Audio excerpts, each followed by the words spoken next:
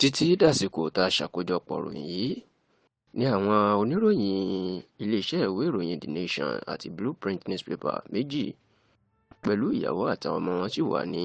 àkàtà àwọn ajínigbé ìyẹn àwọn Fúlàní ajínigbé tíjọba ń pè ní báńdíìtì pẹ̀lú bí wọ́n ṣe wọlé ká wọn mọ́ ní abúlé Daunu tó wà ní ìpínlẹ̀ Kaduna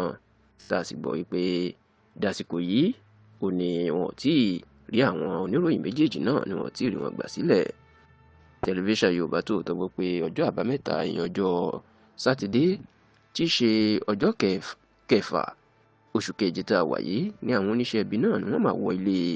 Abdulgafar Alábẹ́léwé tó jẹ́ òṣìṣẹ́ iléeṣẹ́ ìwé ìròyìn The Nation newspaper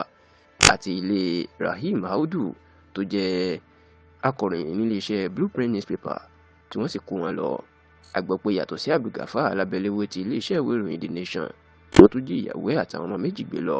Bẹ́ẹ̀ la gbọ́ pé Rahim Audu àti ìyàwó ẹ̀ nìkan ni wọ́n kó wọnú igbó lọ. Ẹ rántí wípé ààrẹ Bọ́lá Ahmed Tinubu ló ní iléeṣẹ́ ìwé ìròyìn The Nation newspaper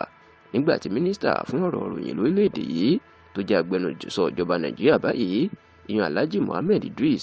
ló ní iléeṣẹ́ ìwé ìròyìn Blueprint newspaper. Bó tilẹ̀ jẹ́ pé ẹgbẹ́ oníròyìn ẹ̀ka ti ìpínlẹ̀ Kaduna Nigerian Union of Journalists NUJ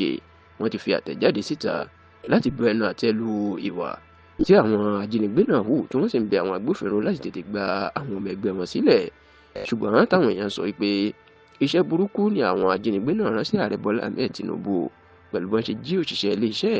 àti òṣìṣẹ́ mínísítà ẹ̀ tó tún jẹ́ mínísítà ọ̀rọ̀ ìròyìn tó jí àwọn méjèèjì gbé lọ́jọ́ kan náà àti lásìkò kan náà.